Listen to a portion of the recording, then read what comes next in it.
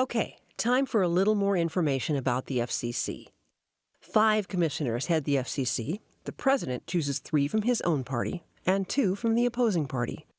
It was President Bush who set the agenda through 2008. In 2003, Bush appointee Michael Powell tried to consolidate the media even further. And wrote rules that match the times.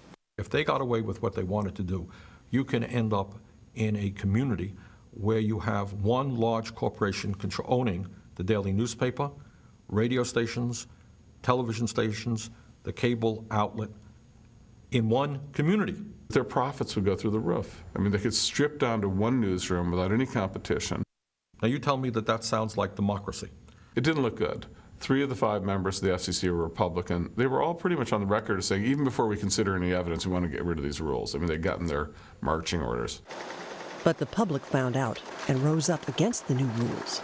We understand we got about 3 million people to weigh into the FCC. That's almost, 1 in every 100 Americans. I didn't even think that many people knew there was an FCC, let alone how to get their information to us, but they did.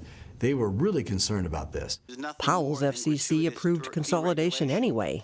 I believe we did our job, and I believe we did it well. But grassroots media reform activists had a surprise for him. So when the FCC clearly didn't listen to the American public, we knew that it was our time to act. And so with the Media Access Project and many other plaintiffs who joined onto our case, we told the FCC that we would sue them, and we took it all the way to the 3rd District Court of Appeals in Philadelphia.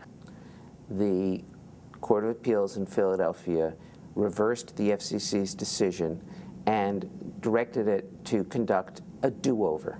That do-over meant the FCC had to hold more public hearings about consolidation. They held 6 between October 2006 and November 2007.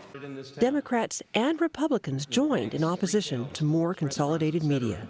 But a competitor can start a local bank or a restaurant. You just can't go in and start a radio or TV station, because the airwaves are finite. And not only are they finite, they're owned not by the seller, but by the people. But on December 18th, 2007, the Republican members of the FCC voted to allow broadcasters and newspapers in the same town to have the same owner. Allowing cross-ownership may help to forestall the erosion in local news coverage by enabling companies to share these local news gathering costs across multiple media platforms. Today's order amends the 32-year-old absolute ban on newspaper broadcast cross-ownership. Last time the Commission went down this road, the majority heard and felt the outrage of millions of citizens in Congress and then the court. And they're hearing from citizens once again. There's a new lawsuit from Prometheus Radio and Media Access Project and a resolution to disapprove the FCC vote by the U.S. Senate. We have visited this issue previously. I think there is too much concentration in the media, and the FCC rule moves in exactly the wrong direction, adding more concentration. Preventing more media consolidation is a bipartisan effort. Hey, look, this is not a partisan issue. We had multiple votes on both sides of the aisle in the Commerce Committee when this was last discussed, so there were people on the Republican side and the Democratic side that it's not a partisan issue at all.